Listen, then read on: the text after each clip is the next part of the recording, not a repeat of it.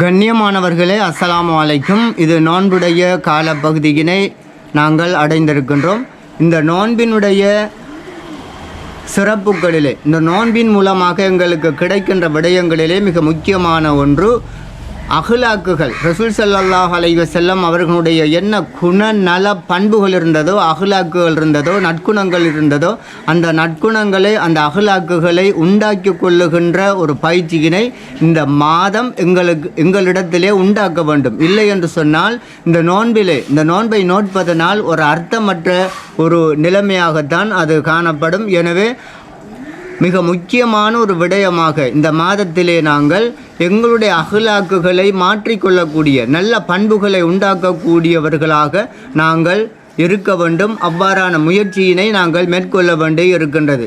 ஒரு மனிதனுடைய சாதாரண இயல்பாக எங்களுக்கு தெரியும், பொறாமையுள்ளவனாக இருப்பான், குரோதமுள்ளவனாக இருப்பான், அவனுடைய உள்ளத்திலே இவ்வாறான தன்மைகள் இருக்கும். அதே போன்று கோபமுள்ளவனாக இருப்பான், மற்றவர்களை மன்னிக்கின்ற தன்மை குறைவாக இருக்கும். இவ்வாறான பல குறைபாடுகள், கெட்ட தன்மைகள் ஒரு மனிதனிடத்திலே காணப்படும். ஆனால் இந்த தன்மையிலிருந்து தன்னை தூய்மைப்படுத்தி பரிசுத்தப்படுத்தி கொள்ளுகின்ற ஒரு மாதமாக இந்த நோன்பினை அல்லாஹு தாலா தந்திருக்கின்றான். எனவே நற்குணங்களை உண்டாக்குகின்ற ஒரு சந்தர்ப்பமாக இந்த நோன்பு கால பகுதியினை நாங்கள் பயன்படுத்த வேண்டி இருக்கின்றது. இந்த நோன்பினுடைய பல சிறப்புகளை நாங்கள் பார்க்கின்றோம். அதாவது ஒரு சுன்னத்துக்குரிய கூலியாக ஒரு ஒரு ஃபர்லான அமலுடைய நன்மை வழங்கப்படுகின்றது. அதே போன்று ஒரு ஃபர்லுக்கு 70 மடங்கு நன்மைகள், 70 மடங்கு ஃபர்லை செய்த நன்மைகள் வழங்கப்படுகின்றது. ஹதீஸுடைய கருத்திலே இருந்து நாங்கள் இவற்றை பார்க்கக்கூடியதாக இருக்கின்றது. ஆனால் ஒரு விடயத்தினை நாங்கள் தெளிவாக மனதிலே நிறுத்தி கொள்ள வேண்டும். நன்மைகளுக்கு எவ்வாறு பல மடங்கு நன்மைகள் கூலிகள் வழங்கப்படுகின்றதோ, அதே போன்று பாவங்களுக்கும் பல மடங்கு கூலிகளை அல்லாஹு தாலா இந்த இடத்திலே, இந்த மாதத்திலே ஏற்படுத்தி வைத்திருக்கின்றான். நன்மைகள் செய்கின்ற போது பல மடங்கு நன்மைகள் கிடைக்கும்.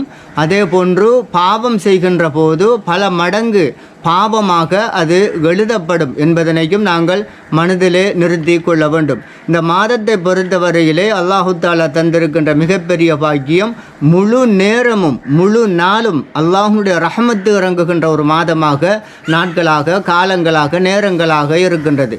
ஏனைய மாதங்களிலும் அல்லாஹுடைய ரஹமத்து இறங்கக்கூடியதாக, கிடைக்கக்கூடியதாக இருக்கும். ஆனால் நோன்பு காலத்தை பொறுத்தவரையிலே, ரமதான் மாதத்தை பொறுத்தவரையில் முழு நேரமும் அல்லாஹு தாலாவுடைய ரஹமத்து இறங்கக்கூடியதாக இருக்கின்றது. ஏனென்று சொன்னால் பல மணி நேரம் ஒரு நோன்பாளி பசித்திருக்கின்றான், தாகத்திலே இருக்கின்றான் என்பதன் அடிப்படையிலே அல்லாஹு தாலாவுடைய ரஹமத்து கிடைக்கக்கூடியதாக இருக்கின்றது.